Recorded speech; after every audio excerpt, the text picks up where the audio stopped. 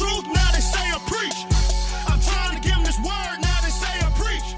I open up my book, now they say I'm preaching. They don't want to come around because they always say I'm preaching. I'm trying to give them this truth, that's what I'm trying to do. Man, I'm trying to save your soul, that's what I'm trying to do. I'm trying to open your eyes to what I'm trying to do. 144,000, don't you want to be counted too? Hey, Shock will take these Hebrews to another level. Shalom, shalom, worldwide audience, 12 tribes worldwide. This is Abshaiyah of Israelite Way representing Sharpening Sword. And I'm here to respond to Twan the Stone follow-up and a debate with myself and Jonathan with G-Man.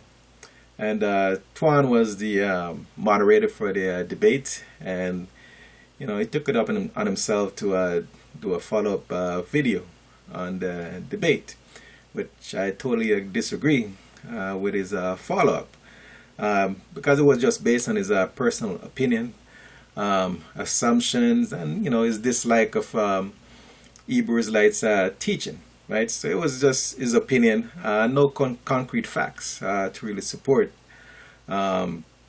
his claims. So I'm here to set the record straight, right? Because he was saying that we were dishonest, you know, and disrespecting scriptures, you know, more or less he was saying that we were twisting scriptures, right? He said all Israelites, that's what we do, we twist scriptures.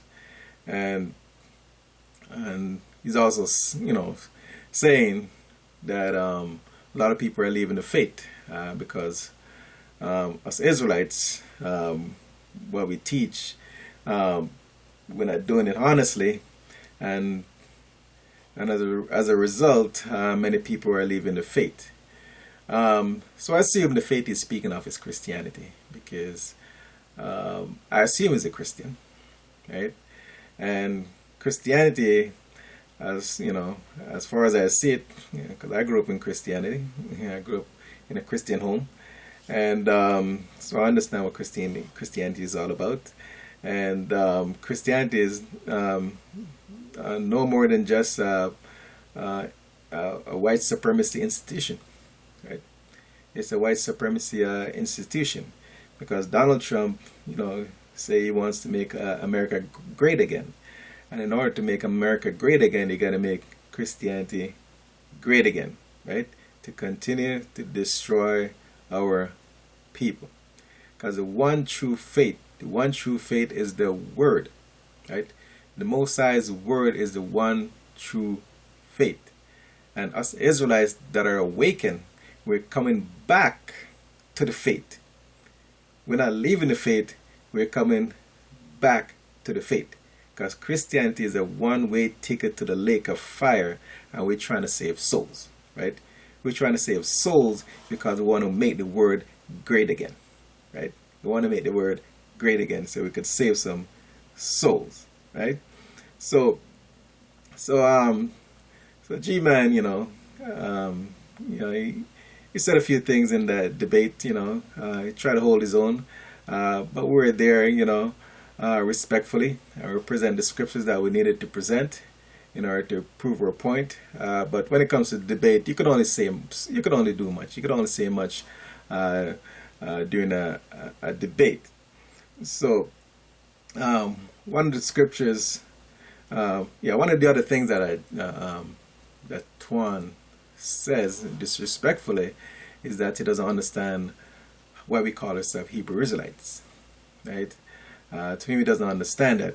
But you know, I'm going to go to the scriptures, right? I'm going to go to the scriptures to show why we call ourselves Hebrew Israelites. And first, I'm going to start with Genesis 14, verse 13. Right? Genesis 14, verse 13. And it says, "And there came one that had escaped and told Abraham the Hebrew." So Abraham was called a Hebrew, right? So that's where we picked up the word Hebrew from, right? Because Abraham was called a Hebrew. So let's jump forward to Genesis 32 verse 28. Genesis 32 verse 28. So Genesis 32 verse 28 says, and he said, thy name shall be called no more Jacob, but Israel. So see, Jacob's name was changed to Israel, right? So that's where we picked up the name Israel from. So that's where you got Hebrew Israelite. So let's take this a little bit further. Let's go a little bit further with this. Genesis 46 verse 3. Genesis 46 verse 3. So I'm reading here from the King James because you know it is. If you don't read from the King James, people feel like you're not reading from a valued script, right? So I'm reading from the King James translation. But as I read from the King James, I'm going to use the Father's true proper names and attributes in reading the scriptures. So Genesis 46 verse 3 says, and it says, I am Yahuwah, the Elohim of thy father. Fear not to go down to Egypt, for I will there make of thee a great nation. So when they went down to Egypt, that's when they became a nation. 70 went down. They went 70 deep down into Egypt. And when they got to Egypt, they grew. Right? They grew in numbers and became a great nation in Egypt. Right? Because the Most High promised that they would be a great nation. So they were a great nation before they went into bondage. Right? So that's where we got the word Hebrew Israelites from. And that's how we understand that we have the Israelite nation through Abraham, Isaac, and Jacob, right? So that's where Hebrew Israelites come from. So we don't twist scriptures at all. We use the scriptures just support anything that we claim, right? Everything that we claim, we backed it up with scriptures, just the same as we backed up who the true Hebrew Israelites are and what color the Hebrew Israelites are. So, Twan, you refer back to Lamentations chapter 4, verse 7 and 8, right? To make his claim that the Hebrew Israelites were not dark-skinned people, right? It said that they were ruddy. They were ruddy in color.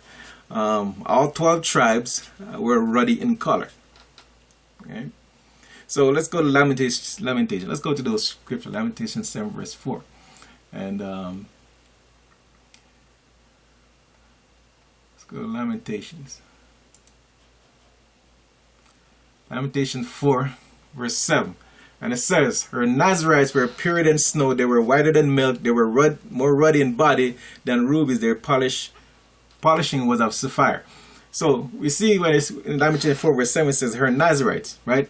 It was only the Nazarites, right, that were punished here. Right?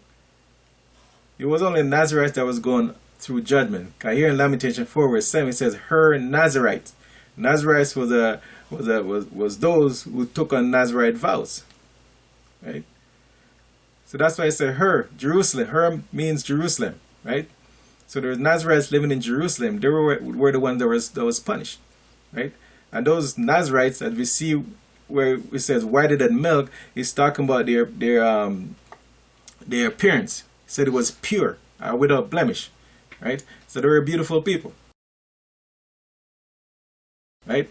More ruddy in body than rubies. So they were of ruddy skin tone, right? And ruddy skin tone does not mean that they were white, right? Because as we know, Israelites are so-called black people come in all different shades, right? We all have different concentration of melanin, right?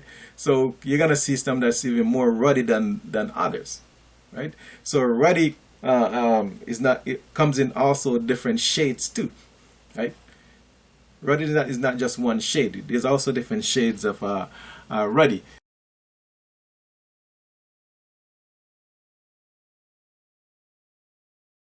So this is a script that used to support that Israelites were not dark-skinned people, but they were ruddy people, right? They look more close to European than they do to those than African people, so to speak, right? Dark-skinned African, right? So now, Lamentation 4 verse 8, right? When we read that, it says, their visage is blacker than coal. They were not known on the streets. Their skin cleaved to their bone. It is withered. It become like a stick.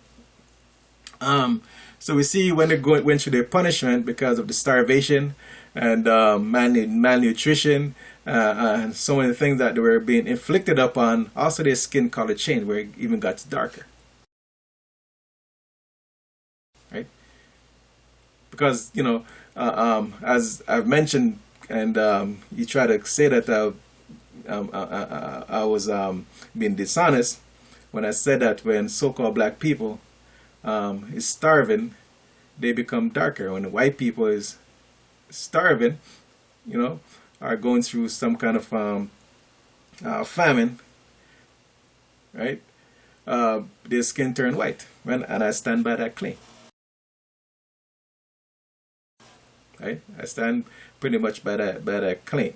And he's saying that what Twan was saying, that he's seen homeless white man and they don't look white, right? Their skin is more of a darker than the of a more darker tone to it, right? Which is understandable because of the elements, right? It's not the starvation that make their skin tone look the way it is, because of the elements that they're in. They're outdoors all the time, right? They're in the sun. Of course, they're gonna get a tan, right? And you know, because of the harshness of being outdoors, yeah, the skin tone is gonna change, right? It has nothing to do with them going through starvation, right? Because most homeless people, they're not starving. You know, like we see people that are malnutrition and they're starving, you see their bones starting to stick out through their skin. You don't really see that much with homeless people, right? Homeless people may not, they may go hungry for a while, right? But they're not starved to the point where you see them, you know, where they, like I say, you see their bones through their flesh, right? Through their skin. We don't see that. So the understanding is that yes, we did went through our punishment, right? Our judgment at that time, and it was not all 12 tribes of Israel. It was only the Nazarites, right? As we read here in Lamentations chapter 4 verse 7, it says, her Nazarites. It didn't say all 12 tribes that went through this persecution. It was only the Nazarites, just the Nazarites that went through the punishment. So to say that all 12 tribes of Israel are ruddy and have the same, you know, color and the same, you know, physical structure, as it says that, you know, people, you can tell who's from where in Africa based on their skin color, right? And based on their physical structure, how they're built, right? But that's not the case because, you know, as you look across the world, wherever, you know, so-called black people are, we come in different shades and we come in different body types, right? And different structure, right? So we can't look at that and to say that that's how the Israelites look. All the Israelites were ready. I'm going to prove to you that the Israelites were just, you know, had the same physical appearance as was the Egyptians, right? Even the Egyptians had ruddy look too. To some of the Egyptians, not all the Egyptians were ready, but just as you say, they were black, just like the Israelites were black. So of course they're gonna have different concentration of melanin, right? We're gonna see a ruddy type within the Egyptian clan, and you're gonna see a ruddy type within the Israelite clan, right? And when any so-called black people across the world, right, you're gonna see different variations. You're gonna see ruddy people in every single nationality of Israelites, right? So now to use ruddy to prove that you're an Israelite is not accurate, right? So now you try to say that when Pharaoh's daughter retrieved Moses from the Nile, right? She knew Moses was a Hebrew because of his ruddy look.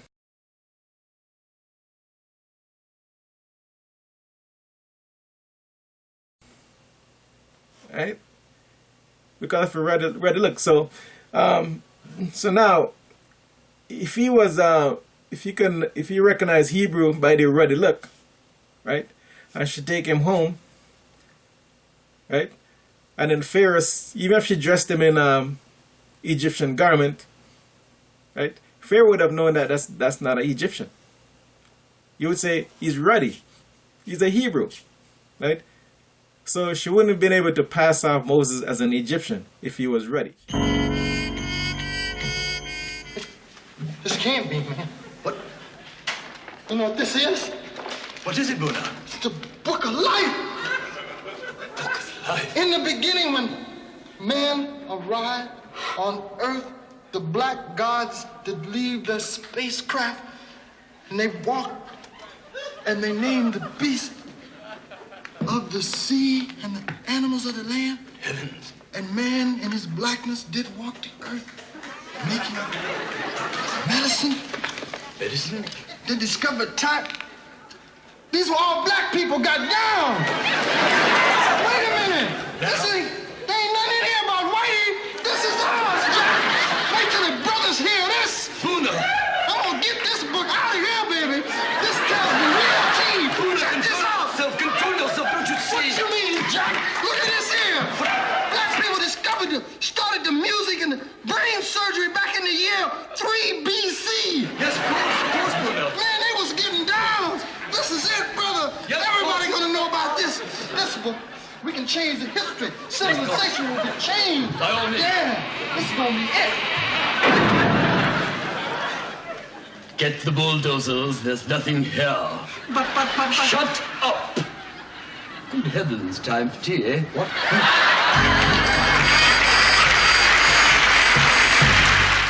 As we get into this is this family picture album.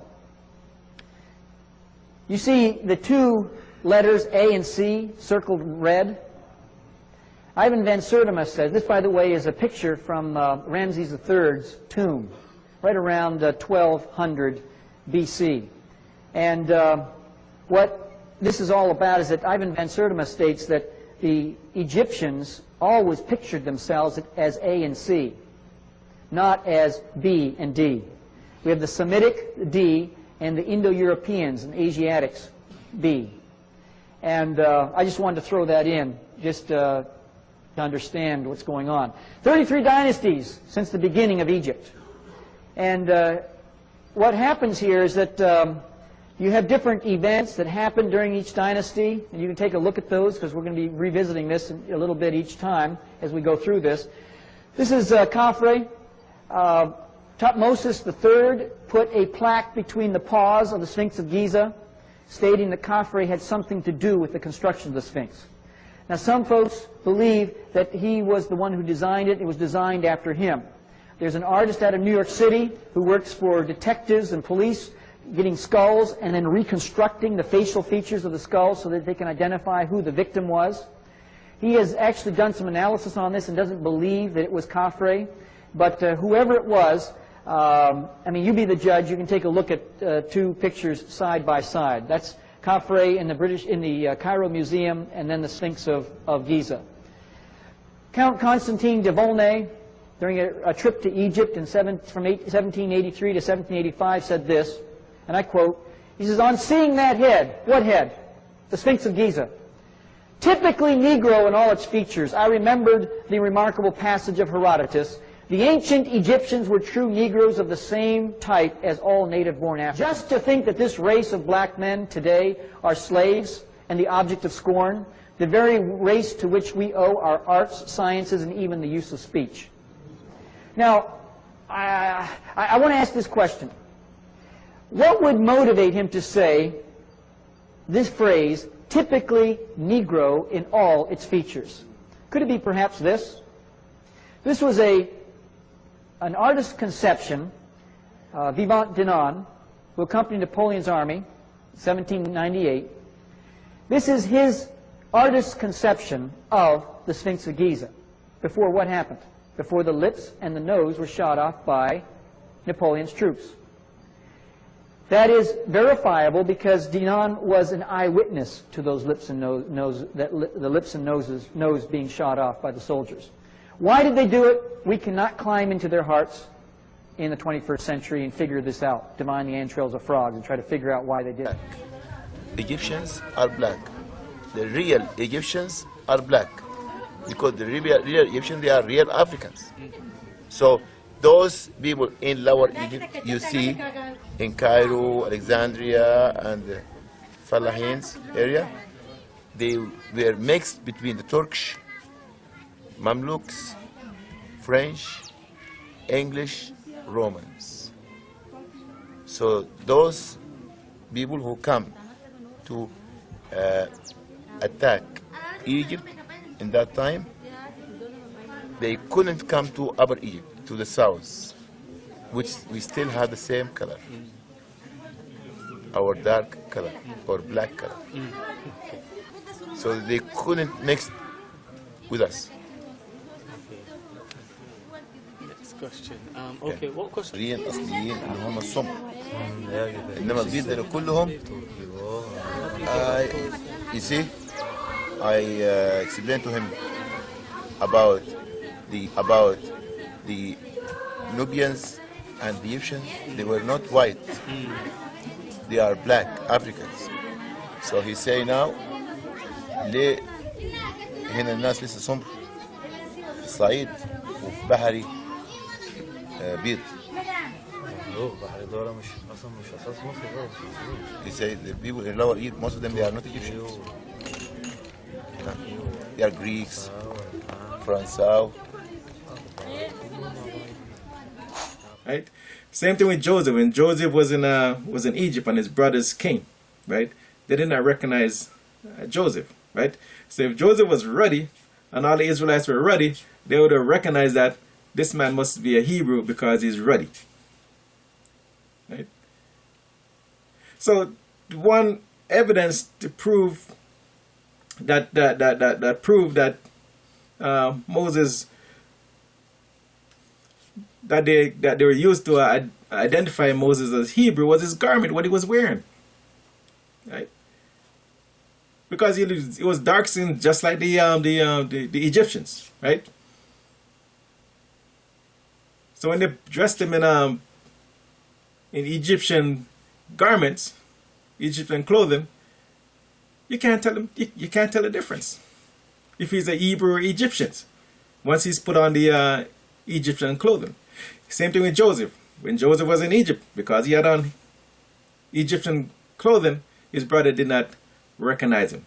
So that's one of the things that they were able to identify as who's who based on the garment, whatever they were wearing.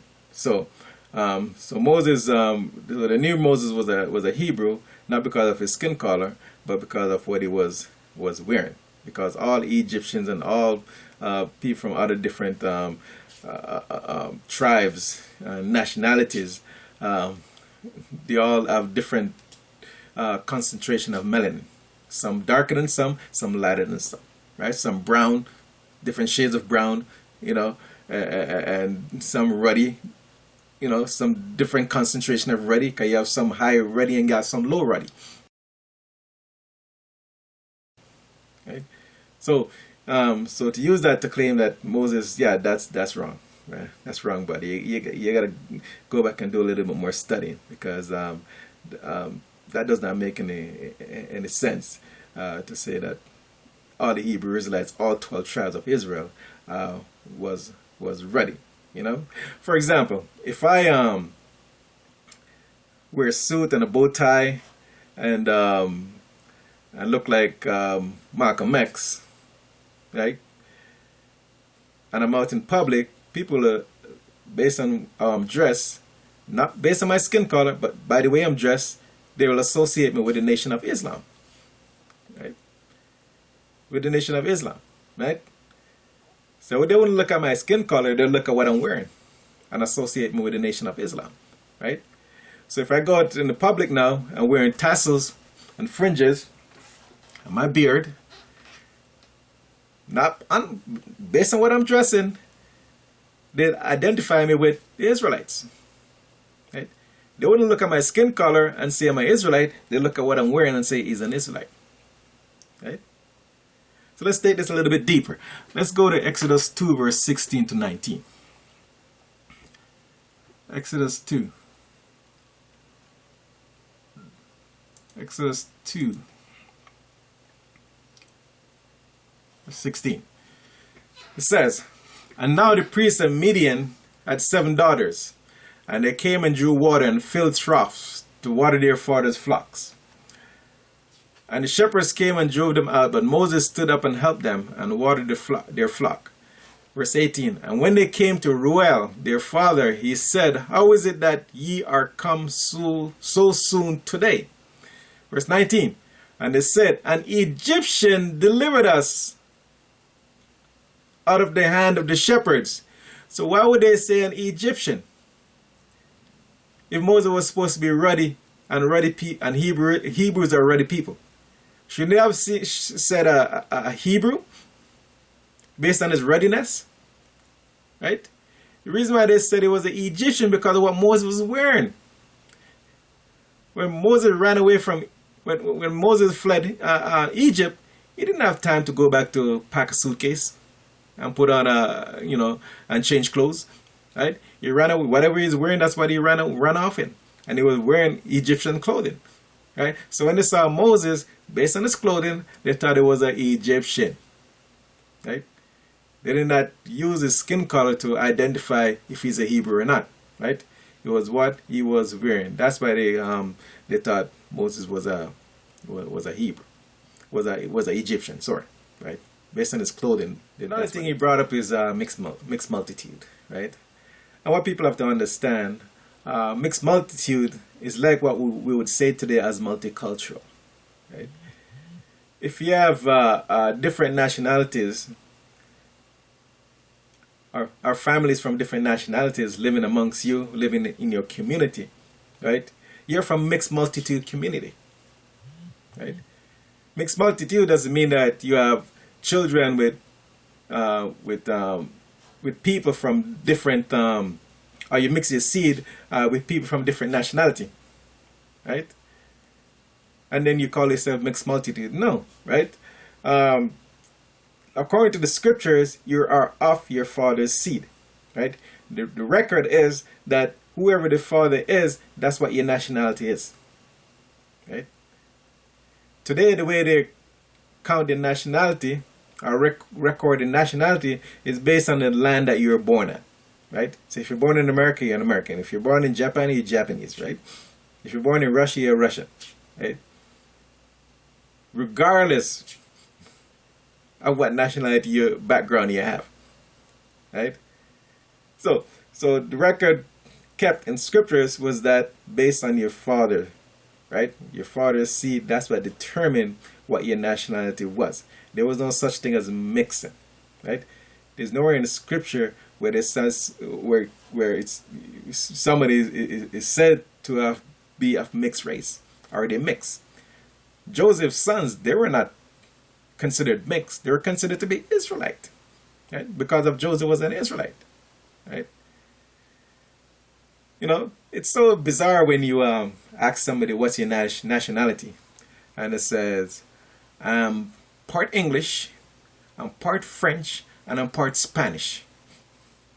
You know, does that make sense? Right? There's no such thing as race mixing according to the Bible. Right? You're of your father's seed, right? That's what it is, right? So, you know, so this mixed multitude that scripture is speaking of, like I said, it's talking about multicultural, right? That's the word that we use today, multicultural, right? Family of different nationalities living amongst you. It doesn't mean that you have children to people from to others from a different nationality, right? That's not what mixed multitude is, right? It's it's multicultural. That's what it is. So and it's very interesting how Twan is in disagreement, or is against me stating that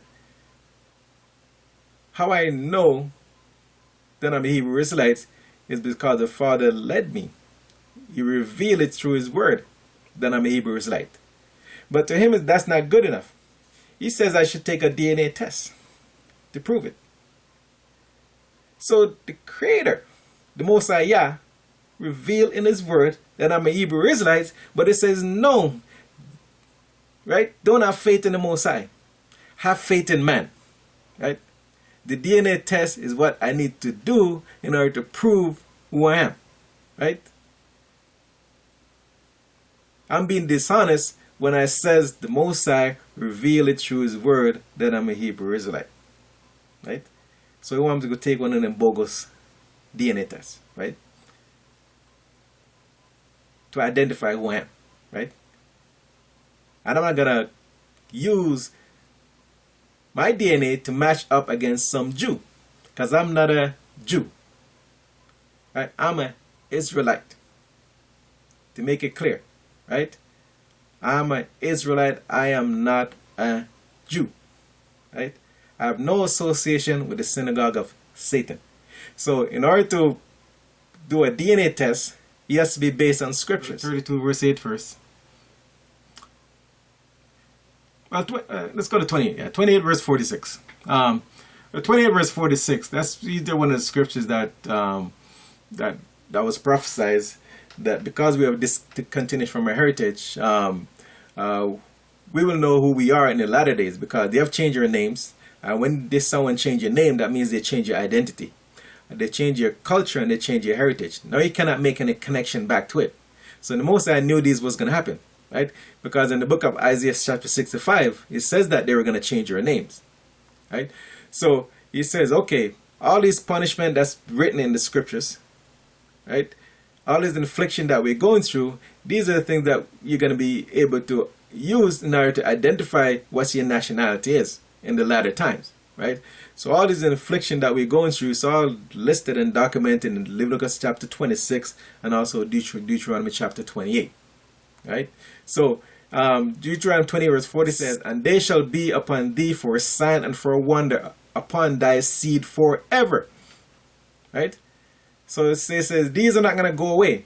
It's always going to be there, right, as a sign to let you know who you are, right, to identify you, your nationality, your heritage, linking you back to the 12 tribes of Israel. That's the Most High's word, right? And His word is truth, right? So I'm not going to do any bogus DNA tests, like I said, unless it's based on this chapter here, Deuteronomy 32 verse 28. Let's go to Deuteronomy 32.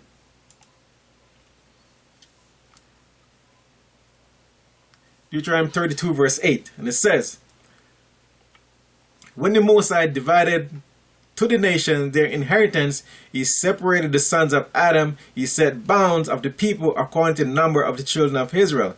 So the Most High made separation amongst the nations, right?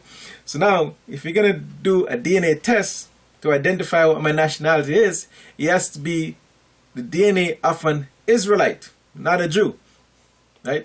So you have to get the DNA of an Israelite, right, to compare my DNA, right? That's how it has to be done, based on the Most High, not based on man, right? Not based on how this man has carved up and created borders, right?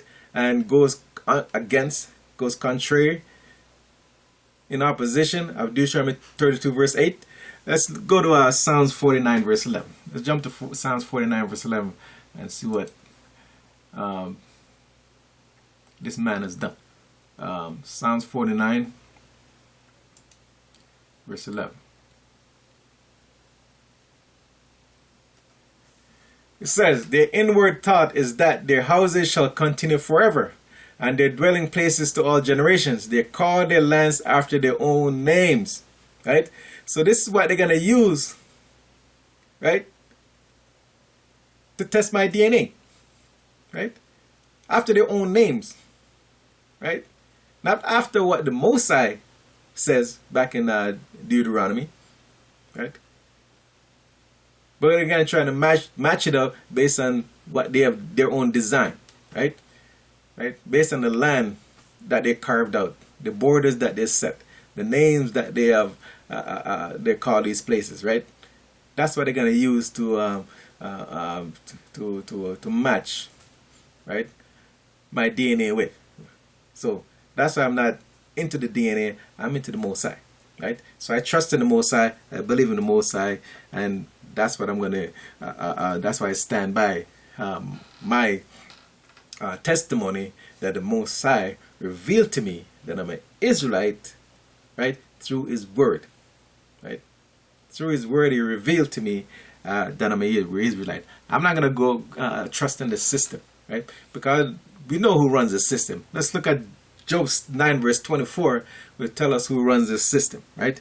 And the same people that brought us here in slave ships, the same people that did not treat us like human beings, call us 3/5 of human beings, does not show us any respects, has been lied to us and deceiving us for generations, for centuries. And these are the people that I'm going to trust in doing a DNA test for them to tell me who I am, right? No, no, no. I'm going with the Most High, right? I do not trust in man. I trust in the Most High, Yah, right?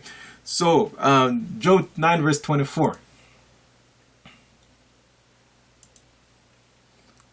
24 says, the earth is given into the hand of the wicked. He covered up the faces of the judges thereof. If not, where and who is he?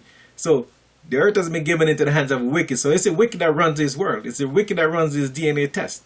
Right? So why am I going to go to the wicked in order to prove that I'm a Hebrew Israelite? Right? And they're not even going to use the Hebrew Israelite DNA. They're going to use a Jew. And like I said, I'm not a Jew. I'm a Hebrew Israelite according to the word. Right? 1 John 5 verse 19. This is 1 John 5 verse 19. 1 John 5 verse 19 says, and we know that we are of Elohim, and the whole world lied in wickedness.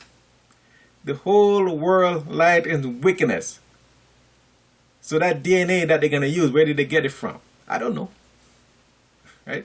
I don't know the source of their DNA, what little trickery they use, you know, in order to use it, in order to justify their wickedness and their lies and their deceit. Right? So I'm not going to trust in this man's DNA test, right? I'm going to trust in the Most. I'm not going to trust this man's DNA to prove that I'm a Hebrew Israelite, right? But that's not good enough for Twan, right? That's not good enough for me to, my testimony is that the Most High revealed through His Word that I'm a Hebrew Israelite. That's not good enough for him, right? I got to go take a DNA test from the devil, right? I got to use his system, right? I got to go to the wicked, right, to prove who I am.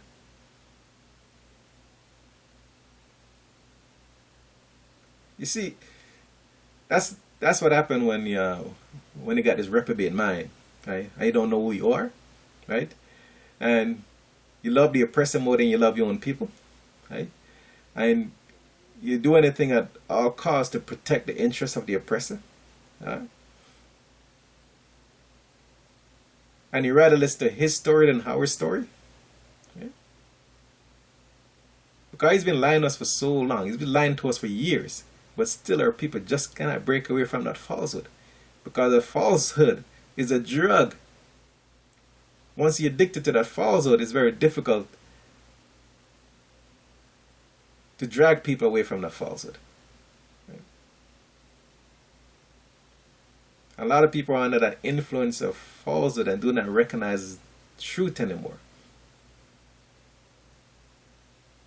They cannot recognize truth anymore because the falsehood has blinded their eyes. They're blinded. Their mind has been blinded. Their eyes has been blinded. Everything has been blinded because of the falsehood. Because this world is based on one big lie, right? And I got to continue to feed us falsehood. That's a big drug that they've been pushing. They've been pushing that drug for a long time. And us Israelites that are waking up are starting to break the chain. Right?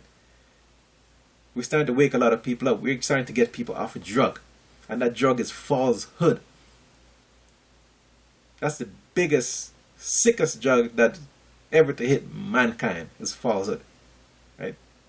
So that's what we're trying to do. Trying to wake up people. We're not trying to twist scriptures. We're not trying to bring falsehood. We're not disrespecting the scriptures. We respect the scriptures more than anyone else. Right? And we have a job and a duty and a calling to do. Right? To go out and to wake our people up. Right? That's what we call to do. So Twan, G-Man, continue studying, brothers. Continue studying, and one day, you know, I'm waiting for you to come home. Right? I'm waiting for you to come home. Shalom, family.